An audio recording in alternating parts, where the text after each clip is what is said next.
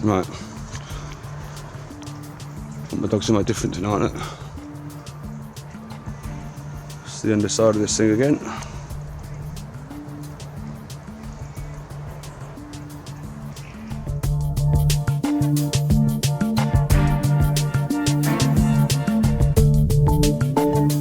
Can't in fact drop.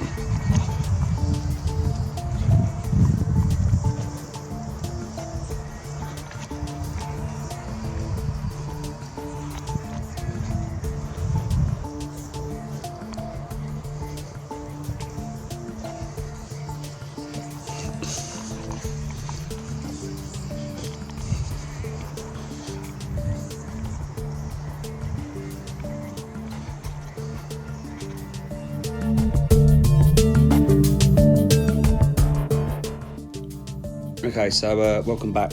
I just wanted to mention a few things before I take over in this video. So this was tonight, 5 o'clock. The sun went down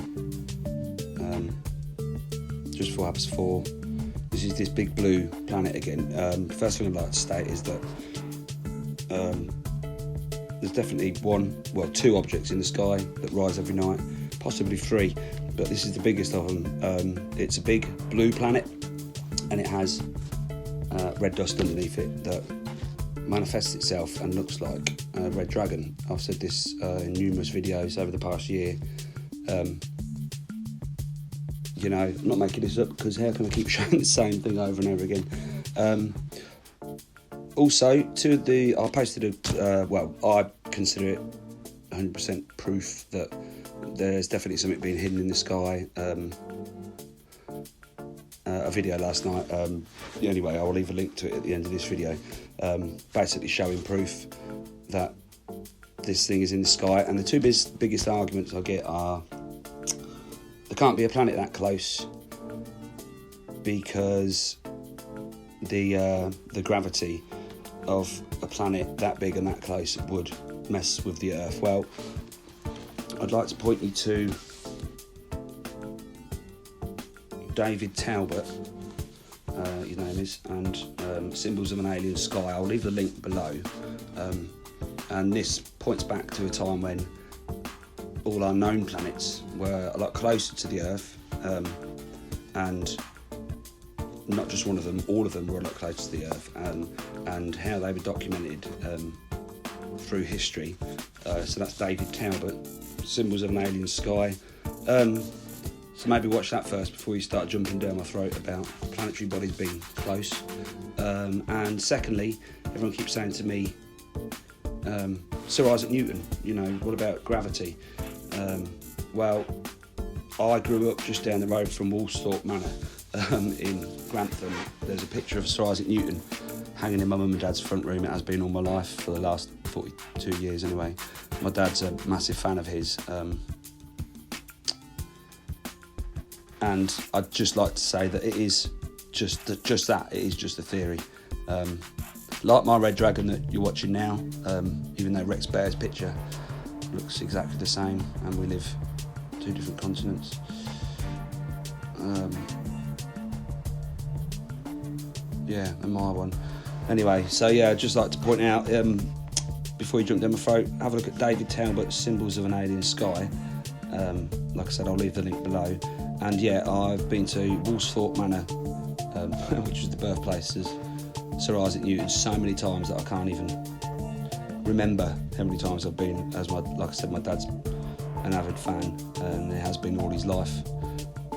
So I've been around Newton all his life, and one thing I will say is that it was just a theory. He said it was just a theory as well.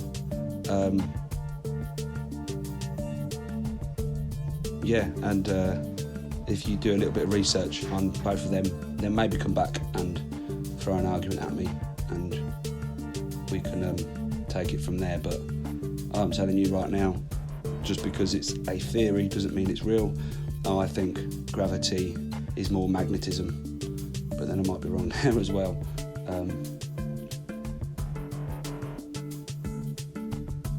But anyway, check it out for yourself. You'll see what I mean. David Talbot, yeah, and it was just a theory. Anyway, I do believe this thing's been hidden.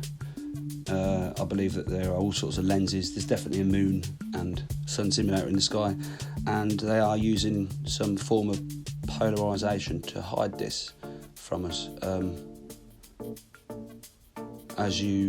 If you've watched my previous videos, especially yesterday's video, that the link will be at the end, you'll see for yourself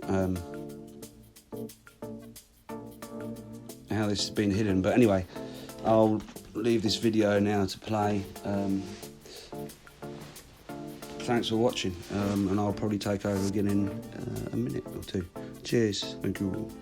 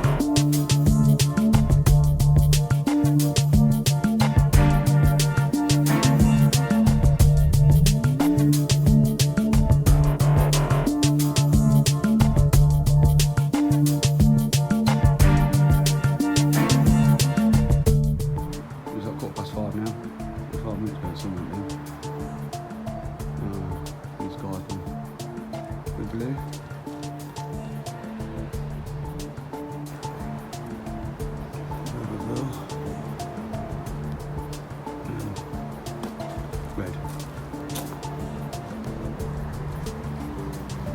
There's a strip of daylight. It's supposed to be in the clouds over there. It's very strange.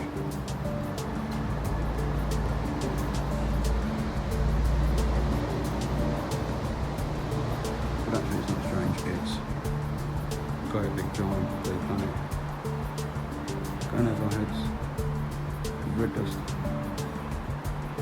Here's a ring again.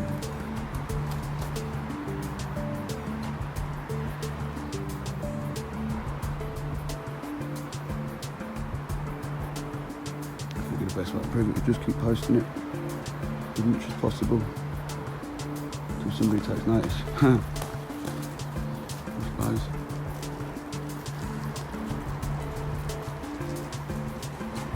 See this? Look at the blue, the light blue at the bottom.